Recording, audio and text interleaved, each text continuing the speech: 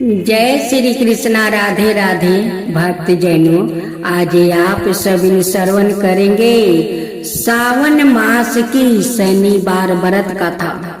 एक समय सरक लोक में सबसे बड़ा कौवन का प्रश्न पर 9 ग्रहों में वाद विवाद हो गया।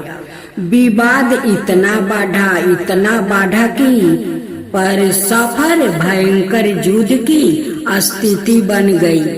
निर्णय के लिए सभी देवता देवराज इंद्र के पास पहुंच गया और बोले, हे इंद्र राज, आपको निर्णय करना होगा कि हम में से सबसे बड़ा कौन है। देवताओं का प्रश्न सुनकर देवराज इंद्र उलझन में पड़ गया। इंद्र बोले, मैं इस प्रश्न का उत्तर देने में असमर्थ हूँ। हम सभी पृथ्वी लोक में उज्जैनी नगरी में राजा विक्रमादित्य के पास चलते हैं। देवराज इंद्र सहित सभी ग्रह देवता उज्जैनी नगरी पहुंच गए। महल में पहुंचकर जब देवताओं ने उनसे अपना प्रश्न पूछा तो राजा विक्रमादित्य भी कुछ देर के लिए परेशान हो उठे, क्योंकि सभी देवता अपनी अपनी शक्तियों के कारण महान थे। किसी को भी छोटा या बड़ा कह देने से उनके क्रोध के प्रकोप से भयंकर हानि पहुंच सकती है। अचानक राजा विक्रमादित्य को एक उपाय सूझा और उन्होंने विभिन्न धातुओं स्वर्ण, रजत, चांदी, कांसा, तांबा, सीसा, रंगा, जस्ता, अभ्रक और लोहे के 9 आसन बनवाया। धातुओं के गुणों के अनुसार सभी आसनों को एक दूसरे के पीछे रखवा कर उन्होंने देवताओं को अपने अपने सिंहासन पर बैठने को कहा। देवताओं के बैठने के बाद राजा विक्रमादित्य ने कहा, आपका निर्णय तो सवाए हो गया। जो सबसे पहले सिंहासन पर विराजमान है वही सबसे बड़ा है। राजा विक्रमादित्य के निर्णय को सुनकर शनि देवता ने सबसे पीछे आसन पर बैठने के कारण अपने को छोटा जानकर क्रोधित होकर कहा, राजा विक्रमादित्य, तूने मुझे सबसे पीछे बैठाकर मेरा अपमान किया है। तुम मेरी शक्तियों से पराजित नहीं हो। मैं तुम्हारा सर्वनाश कर दूंगा। शनि ने कहा, सूर्य एक राशि पर 1 महीने रहते हैं। चंद्रमा 2.25 दिन, मंगल 1.5 महीने, बुध और शुक्र 1 महीने रहते हैं। बृहस्पति 13 महीने रहते हैं। लेकिन मैं किसी राशि पर 7.5 बरस 7.5 तक रहता हूँ। बड़े बड़े देवताओं को मैंने अपने प्रकोप से पीड़ित किया है। राम को 7.5 के कारण ही वन में जाकर रहना पड़ा और रावण को 7.5 के कारण ही युद्ध में मृत्यु का शिकार बनना पड़ा। राजा, अब तू भी मेरे प्रकोप से नहीं बच सकेगा। इसके बाद अनाए ग्रहों के देवता तो प्रसन्नता के साथ चले गए, परंतु शनि देव बड़े क्रोध के साथ वहां से विदा हुआ। राजा विक्रमादित्य पहले की तरह ही अन्याय करते रहे। उनके राज्य में सभी स्त्री पुरुष बहुत आनंद से जीवन यापन कर रहे थे। कुछ दिन ऐसे ही बीत गया। उधर शनि देवता अपने अपमान को भूला नहीं था। विक्रमादित्य से बदला लेने के लिए एक दिन शनिदेव ने घोड़ा का व्यापारी का रूप धारण किया और बहुत से घोड़ा के साथ उज्जैनी नगरी पहुंच गया। राजा विक्रमादित्य ने राज्य में किसी घोड़े के व्यापारी के आने का समाचार सुना तो अपने अश्वपाल को कुछ घोड़े खरीदने के लिए भेज दिया। घोड़े तो बहुत कीमती थे। अश्वपाल ने जब वापस लौट कर इस संबंध में बताया तो राजा विक्रमादित्य ने सवाई आकर एक सुंदर और शक्तिशाली घोड़े को पसंद किया। घोड़े की चाल देखने के लिए राजा उस घोड़े पर सवार हुआ तो वो घोड़ा बिजली की गति से दौड़ पड़ा। इतना तेजी से दौड़ता घोड़ा राजा को दूर एक जंगल में ले गया और फिर राजा को वहां गिराकर जंगल में कहीं गायब हो गया।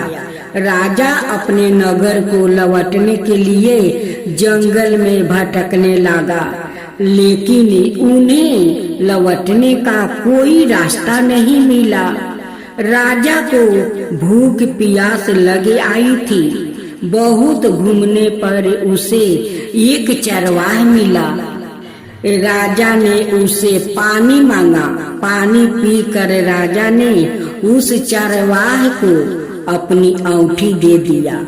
फिर उसे रास्ता पूछकर वो जंगल से निकलकर पास के नगर में पहुंच गया। राजा ने एक सेठ की दुकान पर बैठकर कुछ देर तक आराम किया। उस सेठ ने राजा से बातचीत की तो राजा ने उसे बताया कि मैं उज्जैनी नगरी से आया हूँ। राजा के कुछ देर दुकान पर बैठने से सेठ जी की बहुत बिक्री हुई। सेठ ने राजा को बहुत भगवान समझा और खुश होकर उसे अपने घर भोजन के लिए ले गया। सेठ के घर में सोने का एक हार खूंटी पर वो लटका हुआ था। राजा को उस कमरे में छोड़कर सेठ कुछ देर के लिए वो बाहर चला गया। तभी एक आश्चर्यजनक घटना घटी। राजा के देखते देखते सोने के उस हार को खूंटी में निगल गया। सेठ ने कमरे में लौट कर आया तो हार को गायब देखा तो चोरी का संदेह राजा पर ही किया, क्योंकि उस कमरे में राजा ही अकेला बैठा था। सेठ ने अपने नौकरों से कहा कि इस परदेशी को रस्सियों से बांधकर नगर के राजा के पास ले चलो। राजा ने विक्रमादित्य से हार के बारे में पूछा तो उसने बताया कि उसके देखते ही देखते खूंटी ने हार को निगल लिया था। इस पर राजा ने क्रोधित होकर चोरी करने के अपराध में विक्रमादित्य के हाथ पांव कटवाने का आदेश दे दिया। राजा विक्रमादित्य के हाथ पांव कटवा कर उसे नगर की सड़क पर छोड़वा दिया गया। कुछ दिन बाद एक तेली उसे उठाकर अपने घर ले गया और उसे अपने केलू पर बैठा दिया। राजा आवाज देकर बैलों को हाँकता रहा। इस तरह तेली का बैल चलता रहा और राजा को भोजन मिलता रहा। शनि के प्रकोप की 7.5 पूरी होने पर बरस ऋतु आरंभ हुआ।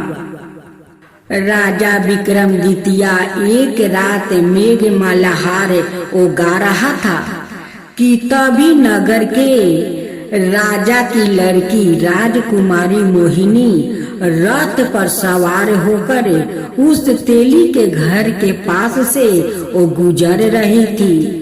उसने मेघ मल्हार सुना तो उसे बहुत अच्छा लगा और दासी को भेजकर गाने वाले को बुला लाने को कही। दासी ने लौट कर राजकुमारी को अपंग राजा के बारे में सब कुछ बता दिया। राजकुमारी उसके मेघ मल्हार से बहुत मोहित हुई थी। अतः उसने सब कुछ जानकर भी अपंग राजा से विवाह करने का निश्चय कर लिया। राजकुमारी ने अपने माता पिता से जब यह बात कही तो वो हैरान रह गई।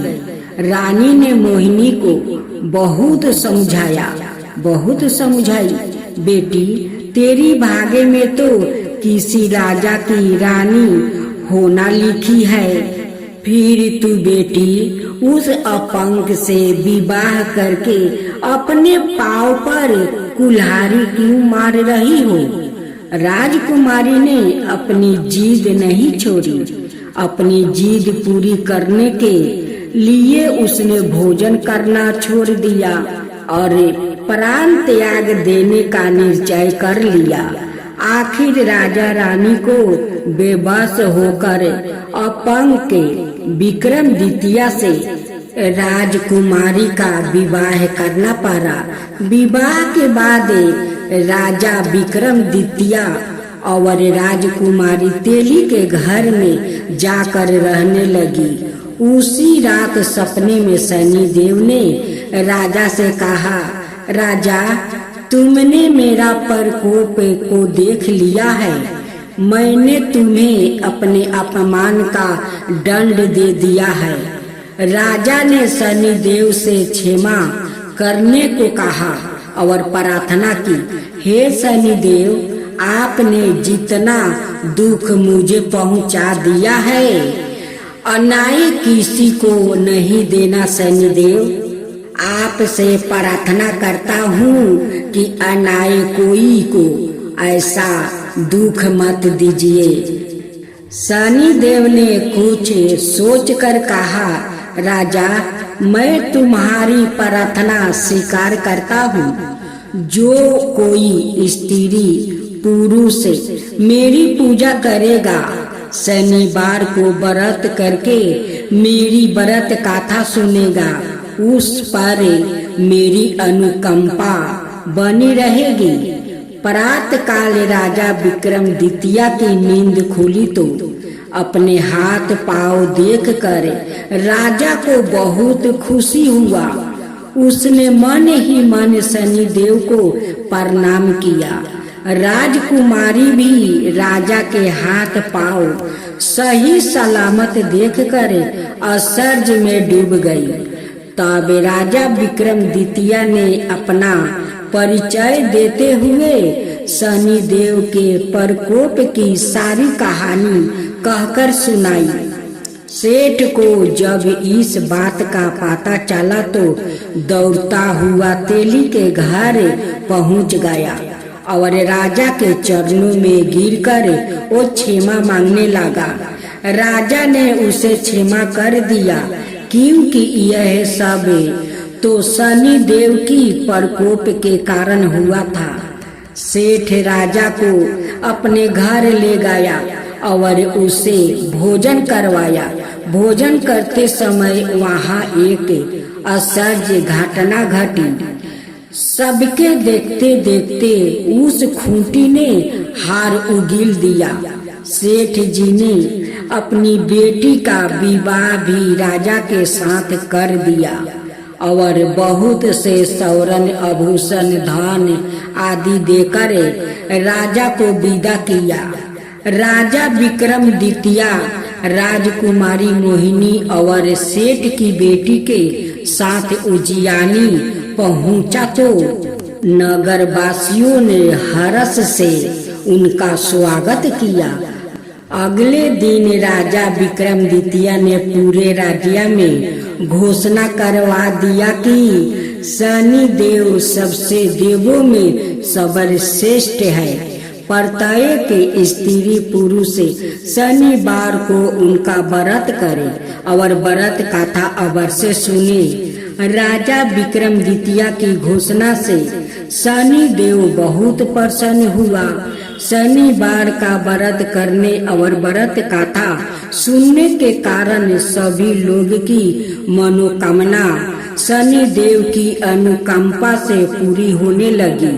सभी लोग आनंद पूर्वक रहने लगा।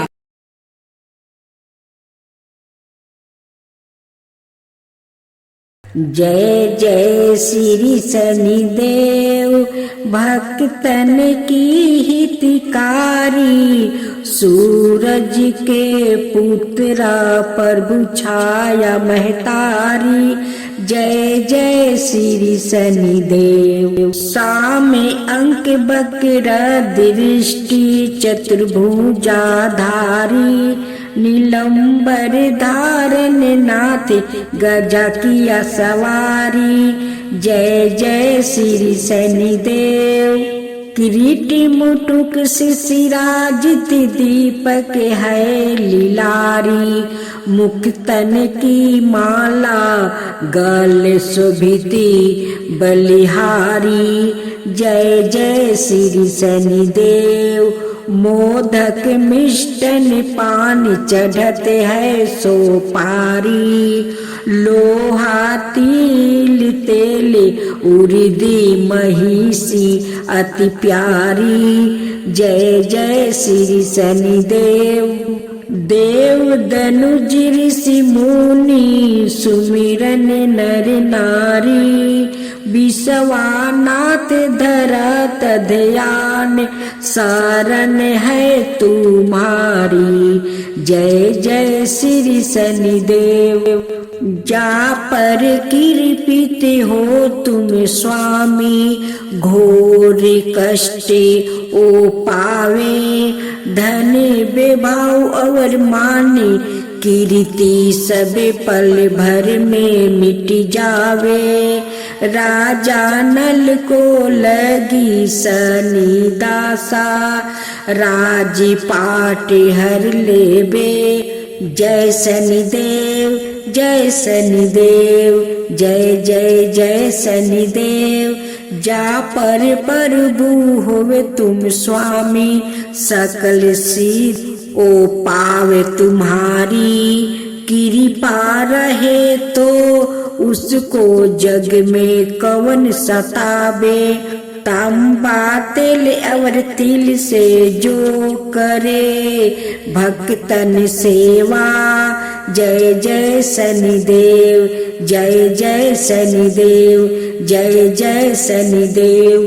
हर शनिवार तुम्हारी जय जयकार जगत में होबे।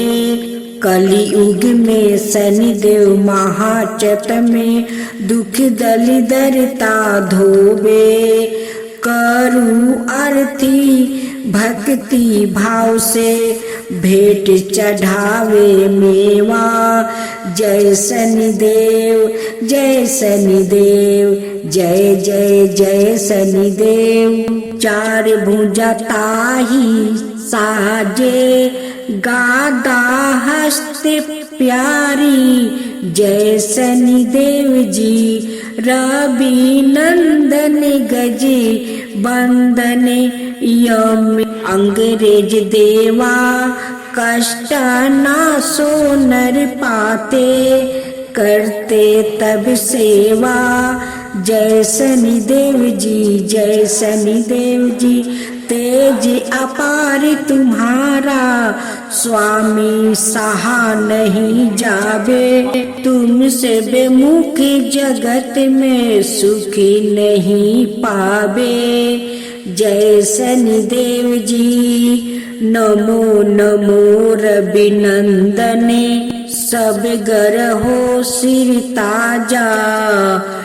बंसीधर यश गावे, रखियो प्रभु लाज हमारा।